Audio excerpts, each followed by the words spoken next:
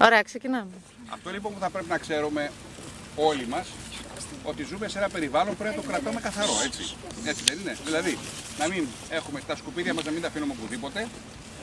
Τα λίμματα που πηγάζουν από τις δικές μας δραστηριότητες, είτε τις οργανικές μας, είτε τις δουλειές του σπιτιού μας, δεν πρέπει και αυτά να πηγαίνουν οπουδήποτε, γιατί ρυπαίνουν το περιβάλλον.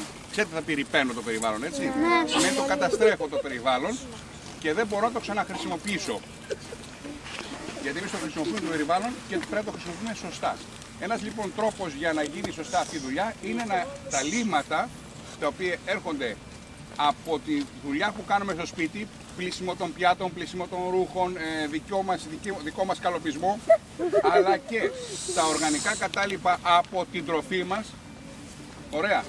Αυτά πρέπει να τα επεξεργαζόμαστε με κάποιο τρόπο. Πώς γίνεται αυτό?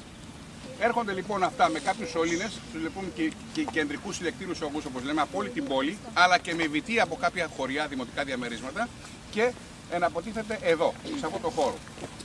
Συγκεκριμένα σε εκείνες τις εξαμενές που θα δούμε παρακάτω, που βλέπετε εκεί τις τρεις σωλήνες και τις δύο. Οι δύο σωλήνες είναι τα λίμματα που έρχονται με βιτία και οι τρεις σωλήνες είναι τα λίμματα που έρχονται με κεντρικούς αγωγούς από την πόλη.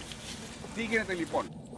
Εδώ γίνεται μια πρώτη προεπεξεργασία όπου τι θα πρέπει να αφαιρέσουμε κάποια πράγματα τα οποία δεν είναι μέσα στα λίμματα αυτά εκ του φυσικού τους. Δηλαδή πέτρες, άμμο, καμιά φορά κάποια πράγματα που επιπλέουν, αυτά τα αφαιρούμε από εκεί για να υποστούν μετά τα λίμματα τη λεγόμενη βιολογική επεξεργασία.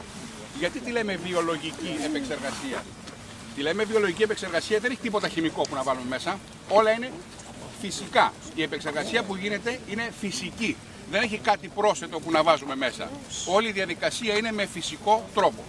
Αφού λοιπόν αφαιρεθούν αυτά τα περιτά, άμμος, λίπη και οτιδήποτε άλλο που επιπλέει, ή πέτρες ή χαρτιά ή οτιδήποτε άλλο που δεν είναι και προς επεξεργασία, πάμε για την επεξεργασία του.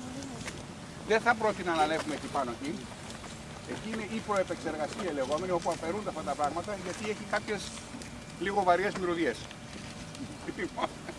Απλώς θα σας πω τι γίνεται εκεί. Είναι κάτι σαν χτένια, οπότε όταν περνάει το νερό τα συγκρατεί και δεν τα αφήνει να περάσουν για την επεξεργασία που θα γίνει παρακάτω. Αυτά αφαιρούνται και αυτά θεωρούνται στερεά απορρίμματα που μπορούν να πάνε στο σκουπιδότοπο. Δεν είναι λίμματα δηλαδή. Καταλαβαίνετε τη διαφορά? Έτσι. Τα υπόλοιπα λοιπόν, τα οποία τα λίμματα αυτά καθεαυτά θα πάνε στην επεξεργασία. Τι μπορεί να περιέχουν αυτά τα λίμματα?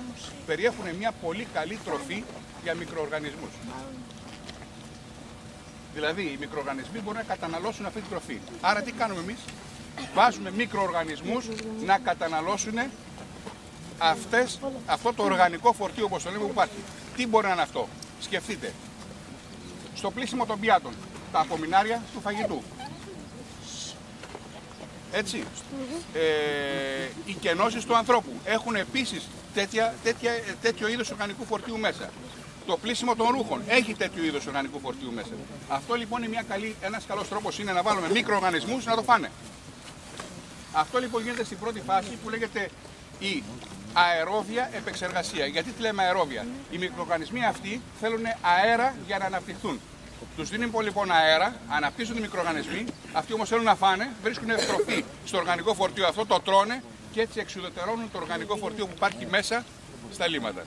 Πάμε σιγά σιγά, θέλετε να δείτε, δεν θα κουμπίσετε εκεί καθόλου.